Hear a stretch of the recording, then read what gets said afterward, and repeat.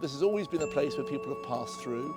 It's been a communication route by travellers going back hundreds of years, by people on the rail, using the railway, the canal network.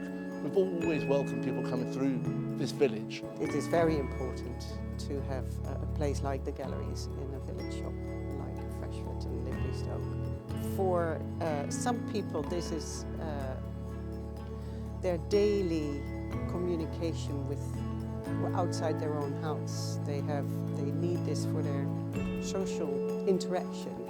We've done this for 13 years, I believe. We're still standing, and it's really strengthened the society here in the villages. And community engagement is crucial. And I think as we go on into this, what is not so new century now, quarter away, and we realise how important community is going to continue to be.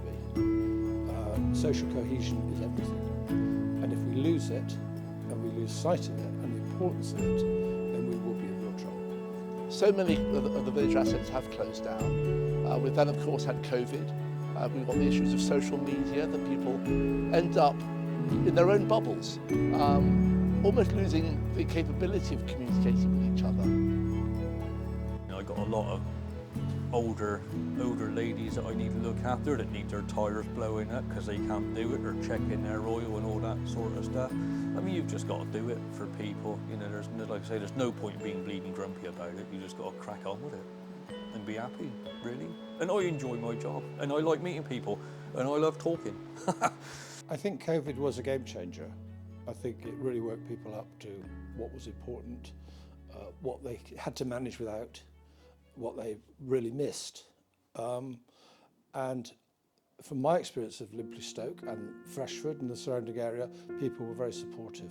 We're very privileged. We've got ancient woodland, we've got meadows, we've got the riparian waterways, and what we could think about doing is linking up those good habitats across the communities by creating chains, maybe of gardens or of open areas, to try and provide stepping stones for wildlife.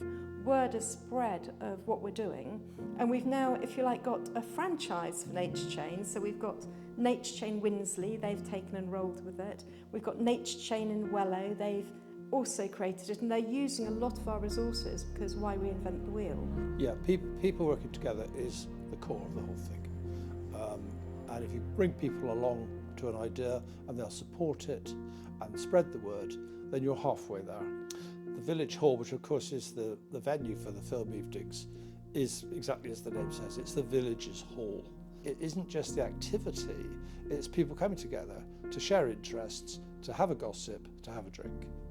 2 years ago, almost today, that we purchased the hop pole, and we spent the last 2 years raising the money required to get it reopened. What we bought was a shell of a 16th century building that had been unoccupied and unloved for many years.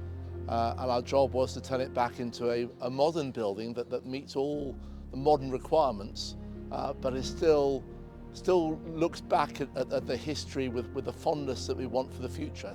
You know, when I first come here, yeah, it was a busy little place, but obviously depending on certain landlords, it obviously went downhill a little bit.